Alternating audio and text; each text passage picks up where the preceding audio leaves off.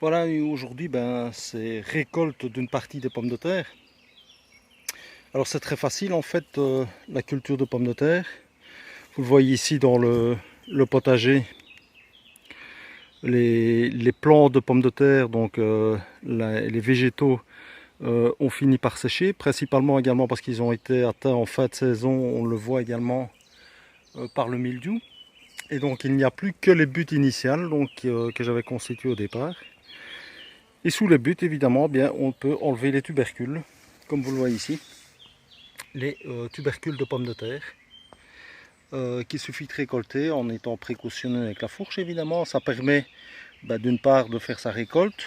Ici, donc, ce que je vous ai montré initialement dans la boîte, c'est une petite récolte pour cette variété de pommes de terre là. Je vais continuer. Donc, vous le voyez ici, c'est sur une ligne à peu près d'un mètre 20 ou peut-être 1,50 m, 2 mètres. Donc c'est une petite récolte sur cette ligne là, mais j'ai pris soin de noter les différentes variétés. Donc en ce qui me concerne, je suis seul à la ferme et donc j'ai planté 5 lignes d'à peu près 6 mètres de long. J'ai pris soin de noter les variétés puisque suivant la variété, j'aurai des récoltes différentes.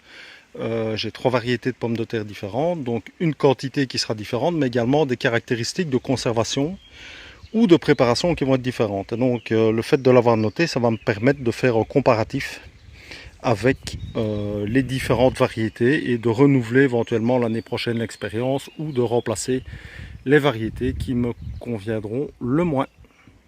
Voilà, alors la première ligne a été récoltée, donc elle mesure 6 mètres, j'ai vérifié, donc une première ligne de récoltée, donc vous voyez que ça permet de retourner le sol, de l'ameublir, d'avoir finalement aussi un sol bien préparé. Maintenant je vais l'exploiter pour les cultures d'hiver, donc il y a d'autres cultures qui vont prendre la place.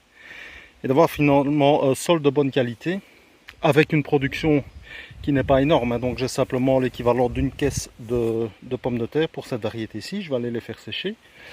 Et en partant d'un sol qui était comme celui-ci il y a quelques années, donc en partant vraiment d'une pelouse ou d'une prairie, ça permet d'avoir quand même des récoltes. Alors c'est pas terrible comme production, c'est clair, en tout cas pour cette variété-là, on va voir pour le reste. Mais c'est mieux que l'année passée, puisque l'année passée, ce sont les campagnols qui avaient mangé la totalité de la production.